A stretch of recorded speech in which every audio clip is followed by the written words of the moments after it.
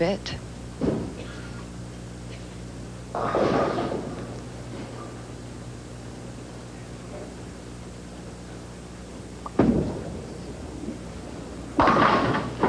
Misses the head pin back-to-back and leaves the 1-3. So not an impressive two-frame performance there for Tish. Well, something else Tish might start to see is the lane oil, the lane conditioner start to carry down a little bit. And that shot there may have come back in the practice session or in the first match.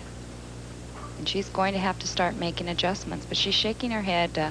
I'm pretty sure that it's just kind of bad shots on her part.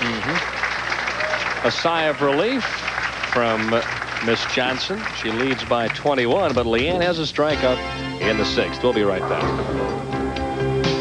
This evening, Leila had a chance to chat with her about being the only right-hander on the telecast. Leanne, you're the only right-hander on the telecast tonight. Do you think this is an advantage for you? Well, I feel like if I can get something going, maybe if the lanes open up, it might be a big advantage, but I'm kind of leery right now.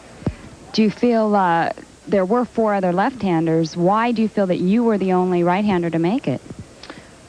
Well, probably since there were only 4 left-handers that made the cut, one of us right-handers had to make it, and I was pretty lucky that it was me. Do you think there's any added extra pressure on you being the player of the year? You haven't made a telecast this year. Well, I feel like I bowled really good this week, and I'm happy, and I might, get something going if I can win tonight. That there's no pressure. I just really want to bowl pretty good tonight. All right, back to you, Danny.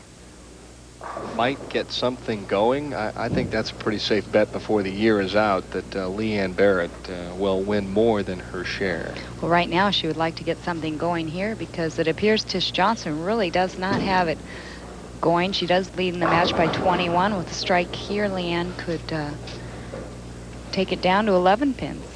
And we saw what happened in game number 1 when Dana Miller started to put some strikes together. Tish ended up with a 7-10. So anything can happen on a medium to low scoring type pair as well, which I think is part of the fun of the game.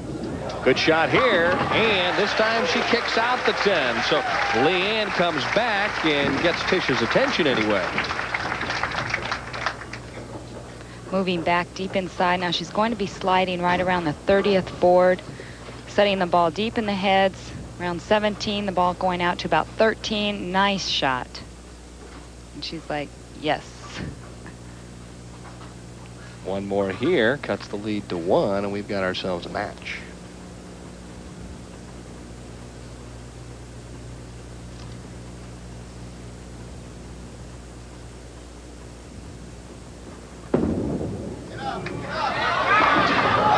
Ooh, very, very nice shot, and unlucky to leave the solid 10. Interesting that she's using one ball in the left hand and another one on the right. Oh, pretty shot there. You heard the fans say, get up, and it appears the lane 19, lane 20 is extremely different for Leanne. And like you mentioned, she is using her spare ball for her strike ball on lane 20. And I think we've gotten into that before. If you're using your spare ball for your strike ball, then you're either confused or the lanes have changed dramatically.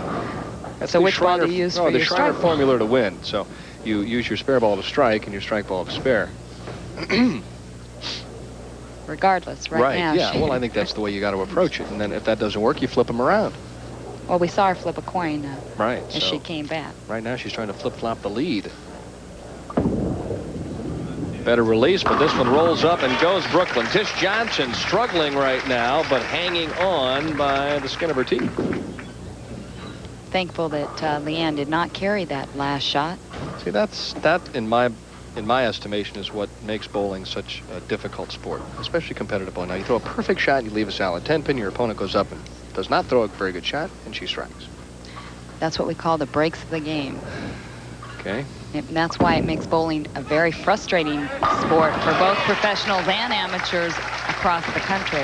Now a 22-pin lead, 225 would be an optimum score, which is fairly close to what she shot in game number 1. Meanwhile, for Leanne Barrette, 203 would be the maximum.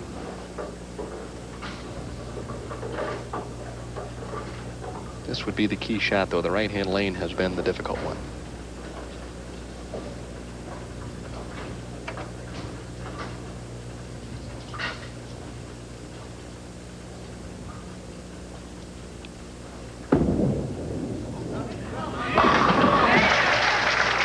Little wave of the hand there. Leanne saying set, set, set. And she could really probably fume now that the 10-pin did not go in the previous one. Her hands waving. She's saying stay to the right, stay to the right. And with the amount of ball speed she has, she was able to keep it on line. All you have to do is go back and look at that shot that didn't strike in the 8th. If it does and she goes off the sheet, she shoots 223. Dramatically changes the 10th frame for Tish-Johnson.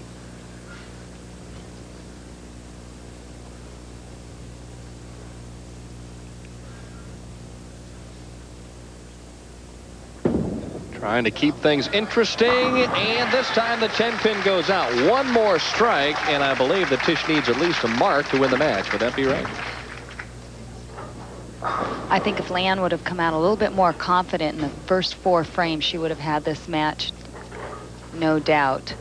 She came out, was unsure of where she wanted to play the lane. She threw a few shots outside, and the confidence level right there is going to play an important part in a 1-game match. Now this strike here puts her at 2-0 whatever, depending on the fill ball, which forces Tish to mark in the 10th. So this is the shot right here.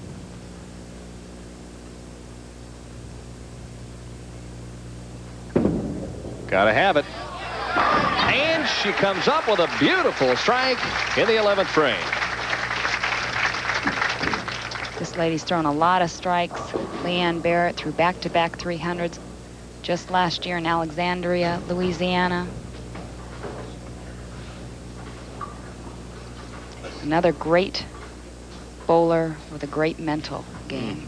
And I think a terrific attitude, great approach, very humble player, and she's obviously enjoyed a lot of success already in a very, very young career. But that's as good as you're going to see, because this pair of lanes is a little bit tricky. I mean, you're throwing one ball on one lane, one on the other, and you're able to still come up and string strikes together to put some pressure on your opponent.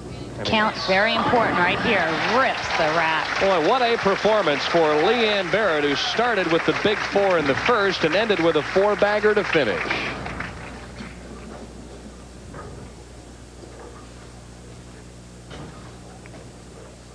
Count, very, very critical. She needs 9 pins on this ball. Drops it behind the line, and oh my, Tish might have gotten away with one there, but if you're going to win a match, there's no finer fashion than to step up and throw a clutch strike in the 10th. Boy, what a treat this game was. Still looking down at her hand, but she double bounced at the ball just flush in the pocket. Yeah, when it left, there's no way you figure it's going to strike. Leanne just saying, if I could only have those first maybe 3 frames back. Beautiful shot there. So both players responding to the pressure and throwing some critical strikes. For Tish-Johnson with a strike, a game of 235. Leanne Barrette, a 4th place finish. $1,700 check. And it's off to Garland, Texas. Nice comeback, though, huh? Oh, excellent. Really, since the 4th frame, though, Leanne left 2 10-pins, one in the 5th and one in the 8th. That was the difference in the match as Tish-Johnson strikes